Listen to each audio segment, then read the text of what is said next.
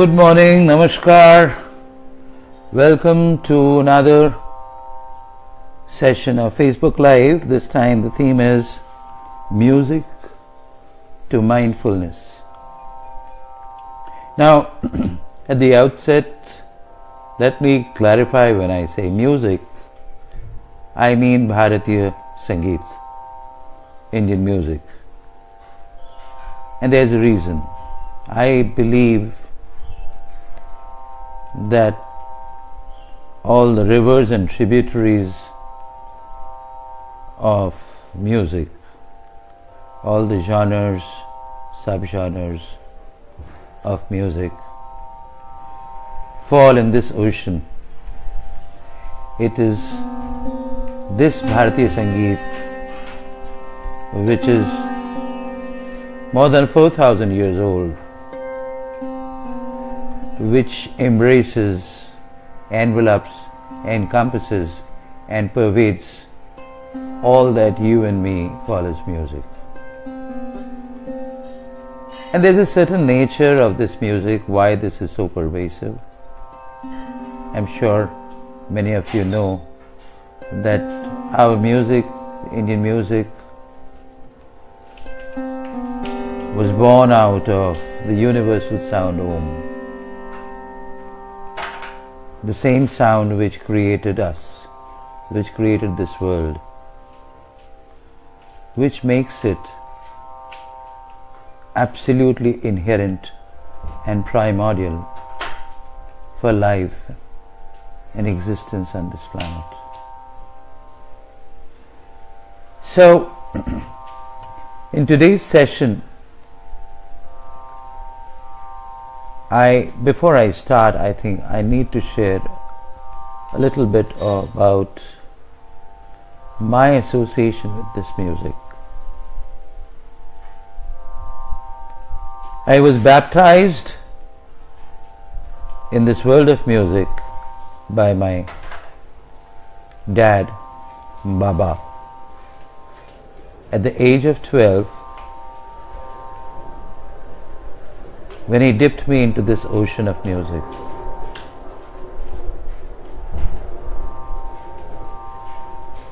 I was made to listen to this music. He did not teach me any notes.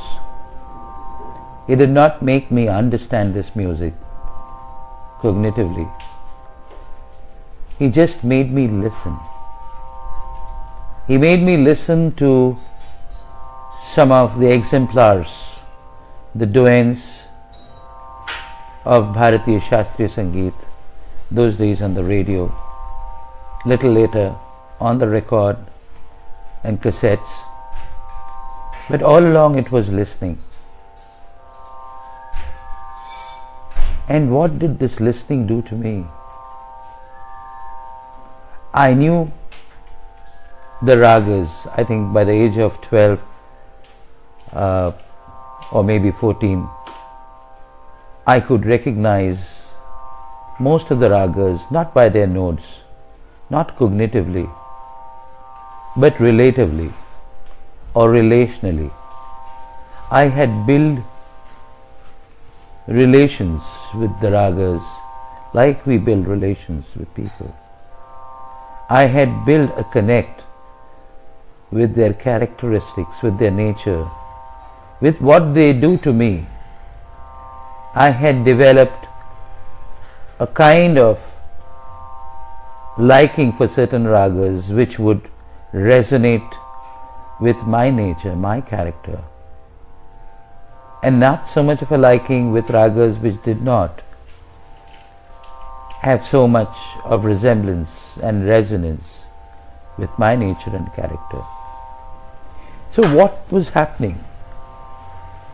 I was beginning to connect even before I could connect through the notes and the melody.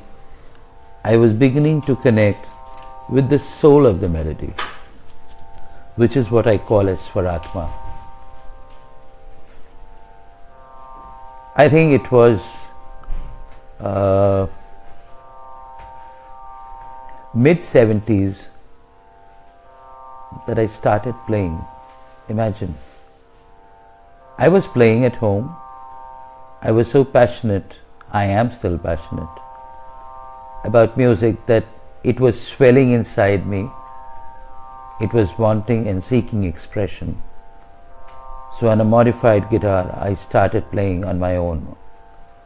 Mind you, again, no tutelage, no one to tell me which note to play where, no one to tell me how is the note arranged, no one to tell me what notes are allowed in a certain scale or raga and what notes are not allowed.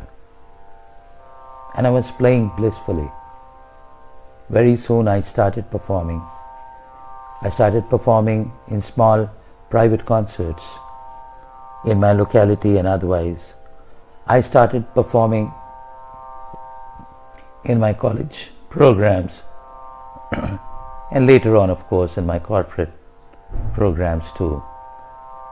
I also had the good fortune of performing for the Festival of India in Switzerland. Can you imagine? All this was without any formal training in music. Yes, there were a few people who I went to, but I was not very happy because I was not in a way synced up with the way they taught me music. I thought music, because I learned music through listening. I thought the way to learn was also by listening. But they wanted me to learn music through the rote.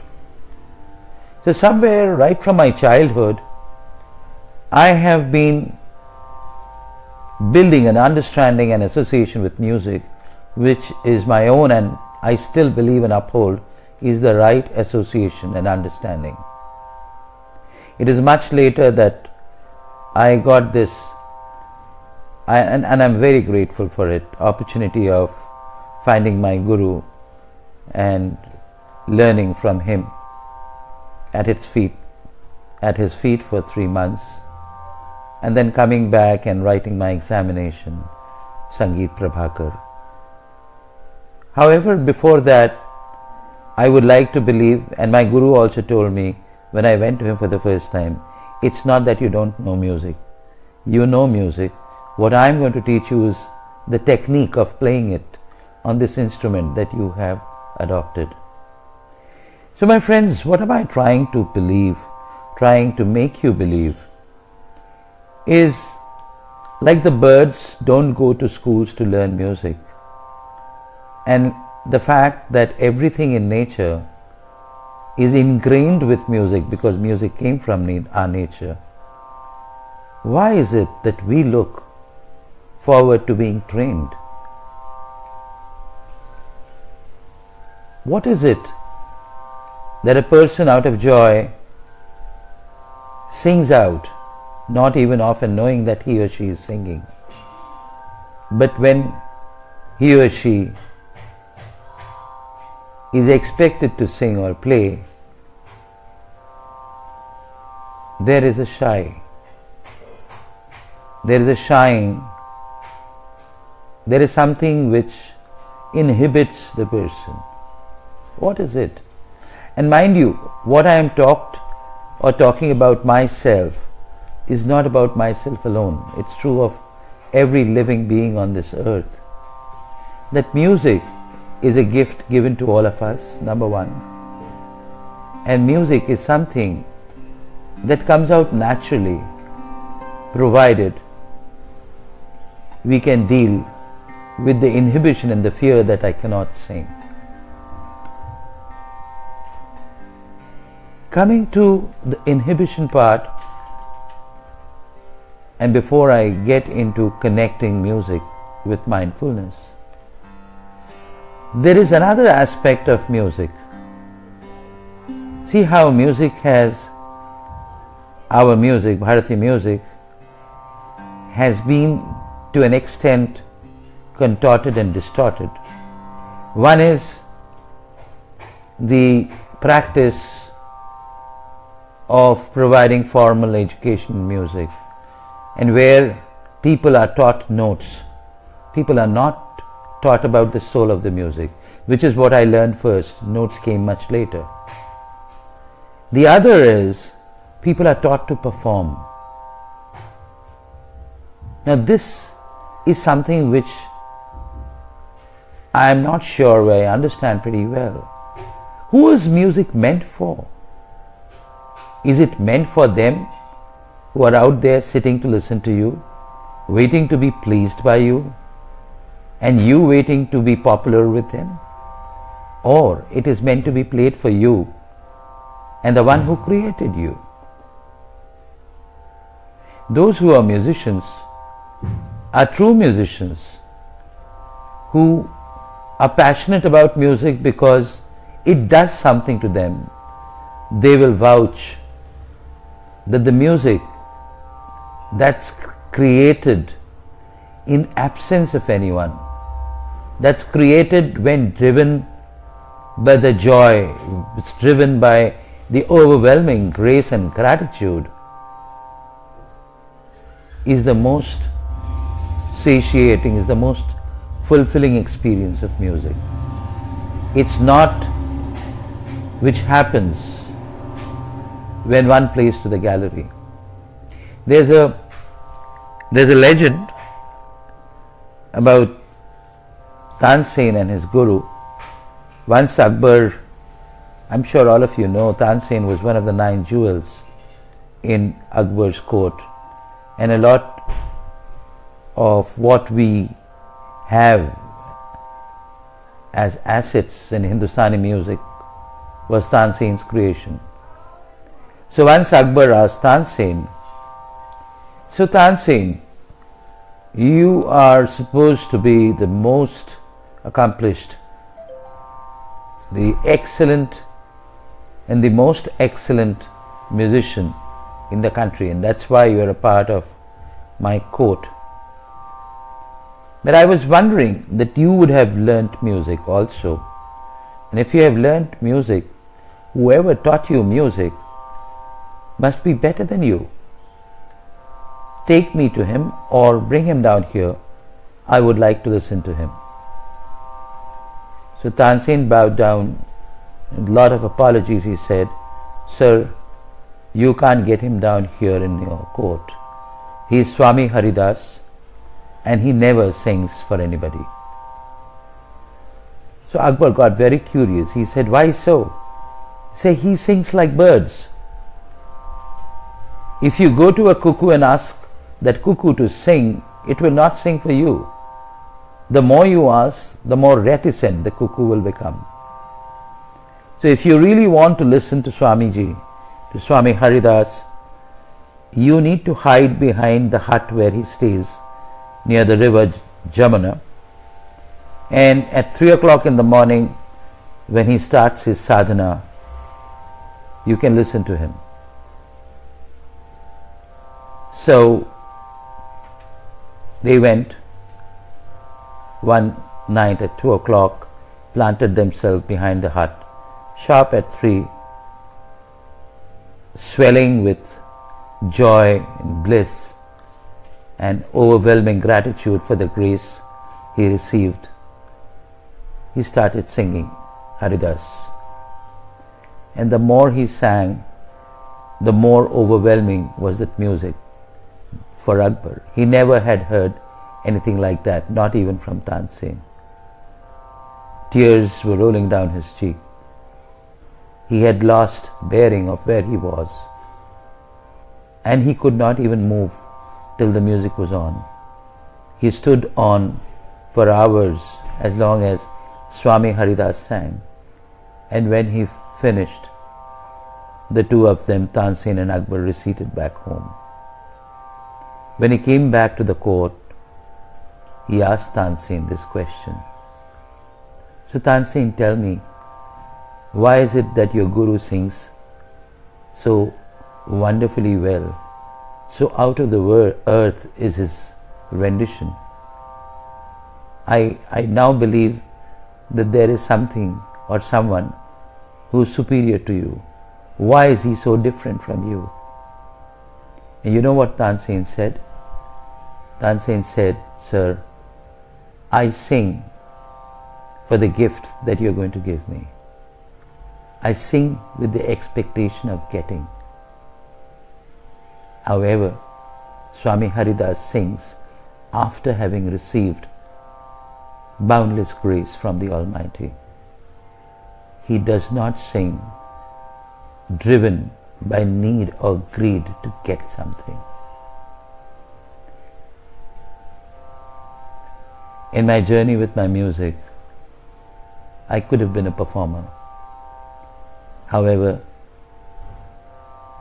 right at the beginning, when I was with my Guruji, in one conversation, when he made me aware of the fact that what does it take to be a performer, I told him and promised him, I shall never be a performer. I will allow myself to be in the state where I can be an instrument of universal sound flowing through me. And even today, that's my endeavor.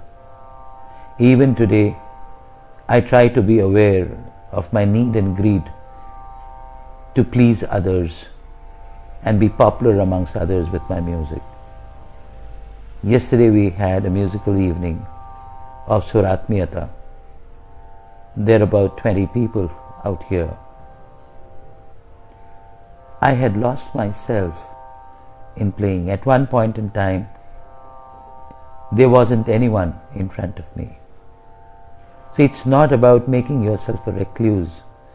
It's about being driven by that one single most important driver of being of service to this divine discipline.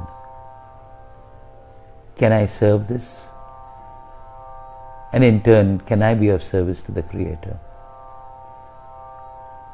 Now when this happens, something beautiful happens. When you and your music merges, when there's a confluence of the melody with your mindful presence, when you are no more a performer, you are no more a doer, mindfulness happens. And that's a certain state of mindfulness, pure mindfulness. Trust me, it does not need any effort. There is no right music or wrong music then. Music just flows unabated, like the Ganga flowing through Kashi. Now, how would one be able to replicate this in one's life?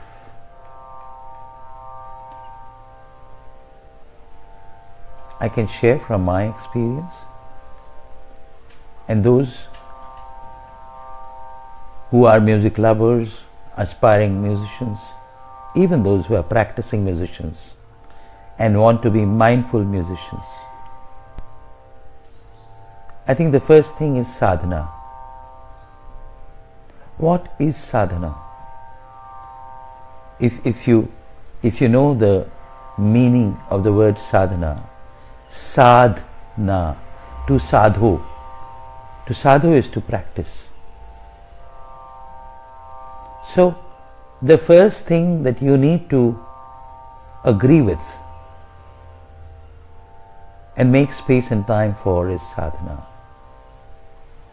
And the second thing, along with that, simultaneously, is chetana. What is chetana?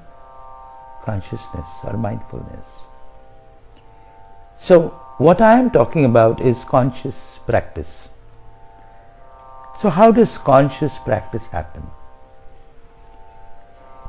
Now, let's first look at consciousness or mindfulness. In our Shastras, there are three ways in which we are told we can be mindful or conscious or aware. Shravana, Manana and Nitya Dhyana, listening, reflection and meditation. Now music is that one channel through which you can become mindful using the pathway of Shravana, listening. Question that you will ask, but how do I listen? My mind chatters. I am always in a noisy environment. People don't allow me to listen. So on and so forth. You're so right. In fact, one of the most difficult things, man has landed on Mars and is possibly going to get complete control of the outer universe, but man still struggles to listen. So how do I still my mind and begin to listen? How do I do it before I get into my sadhana? You hear the sound in the background. For some time, at a certain pitch and a certain volume, I listen to it. While I am listening to it, I am also watching my breath. There comes a time when the mind quietens down. And there's something amazing that happens also. When the mind quietens down, becomes still, as you are still listening, you will be able to hear the primordial sound, Om.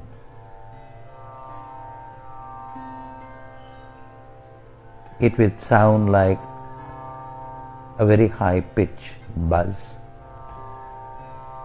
as if of an insect. But soon, if you continue to listen, it will envelop you.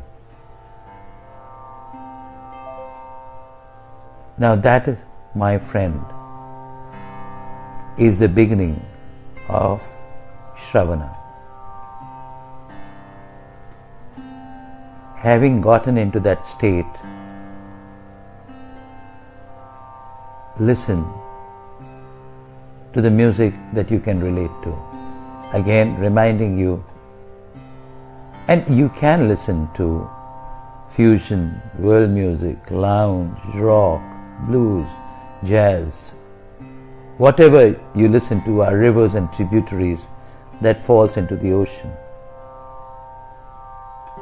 So my recommendation is, instead of settling down for lesser musics, or I would say musics which are subsets of the whole, why don't you get some dips inside the ocean itself? So find a music that you can relate to and listen to it.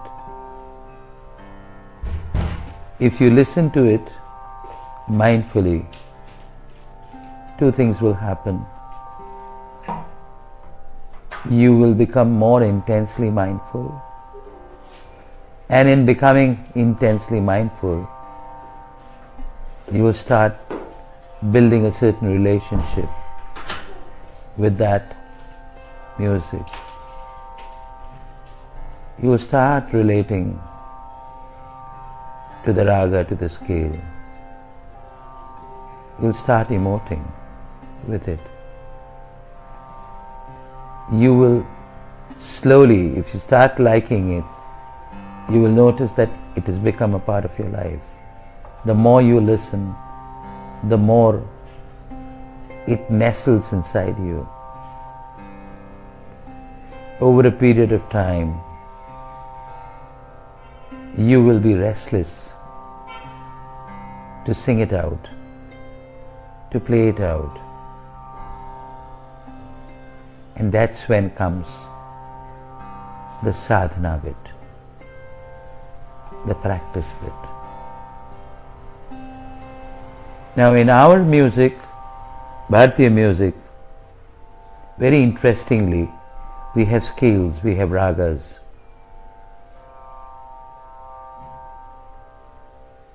And each one, there are many of them, and each raga belongs to a certain class, which is called Tat. Believed to be some 10 of them. Some of us believe there are more than 10, but let's not get there. Each Tat is represented by a particular rag, Janya rag, which is the main raga of that Tat. And it's a heptatonic scale. There are 7 notes going up and 7 notes going down. Why 7? Have you ever thought about it? 7 major notes, 5 minor notes, and another 10 microtones or shrutis. That's what a scale comprises of in Bharatiya Sangeet. But what is this 7 all about? You will be amazed to know that the 7 major notes of the Tat Bilawal correspond to the 7 major chakras. So what happens when you play these notes? What are you actually doing? Yes, you are activating the chakras as you mindfully play these notes. For example, when you sing and play the tonic, which is called Sa or Sharaj, and if it vibrates at the right frequency, you are activating your root chakra. Re, your sacral chakra. Ga, your solar plexus. Now this is an approximation. Those who know about chakra, they know that there are many, many chakras. Chakras are energy bodies, and besides chakras there are nadis. So, what the sages, the wise men of those days have done, have been able to identify these 22 microtones, and each of them correspond to certain nadis and chakras in our body. And if you play them right, they get activated through resonance. If you sing them right, those notes and microtones, these chakras and nadis get activated and they resonate with the note. And that's what brings you to an intense state of mindfulness, of stillness, of being more present, and of course ultimately it leads to blissfulness. So as I was saying, the 7 notes of the major scale, Bilawal, if you practice that, just practice that particular scale or raga, you are actually activating all the major 7 chakras. Now there is a catch. To be mindful, there is one more thing other than noise that you need to deal with. Patterns of the past. What is mind after all? It's an accumulation of all the patterns of not only your past, but past of several civilizations which we are carrying is a part of the collective unconscious. If you do not depatternize yourself, music cannot flow through you. Music is all about spontaneity. There is no pattern in music. There is a rhythm inbuilt in music. You can't impose a rhythm. The compositions that you sing are man-made impositions on music. Real music does not have compositions. So you need to first depatternize your mind to be able to bring in mindfulness first and then mindful music. How do you do that? Interestingly, look at how scientific our music sadhana is also. The major scale bilaval, as I said, there are what we call as paltas, exercises where you play certain notes, 3, 4, 5, 6 or even 7 notes, which are not in linear order. And you play them at a very, very slow tempo. Just like when you learned driving. You learn by driving slow, you play or sing those notes at a very slow tempo. And then, not being in linear order, when you do that, you are slowly depatternizing your mind. I'm sure you would have seen players and athletes running sideways, backwards, angularly, diagonally. Why do they do that? Just to make themselves free of running in one direction, so that they can respond any which way. Footballers, for example, you would see them on the field wanting to bring more agility in their movement, more responsiveness in their movement. That's what they do. So with you as a musician, if you need to be spontaneous, you need to be responding. And if you need to be responding, you need to be without any patterns whatsoever. So friends, that's the other thing for sadhana that you need to do. Get hold, and you can download these paltas, by the way. We are so fortunate in the world of Google. Most of rudimentary skills and knowledges are available on the Google. So it's not Guru alone. It's Google and Guru. And then practice it very slowly, 3, 4, 5, 6, 7 notes at a time. The rest will follow as night follows the day. Believe you me, if you are really passionate, if music has ignited in you a flame of love, this itself will not only make you musical but mindful too. And then, like the story of the Zen master who, after having attained, was asked by his disciple, "So tell me, Master, how is it different between then and now? Your entire quality of life would change. It has happened with me. How do you think I lived through 16 years of corporate life without an iota of stress? And even thereafter, how do you think I lived my life joyfully? Most of it spontaneously, naturally. It's this music." The master said, "Then I used to chop woods and draw water from the well. Now I chop wood and draw water from the well.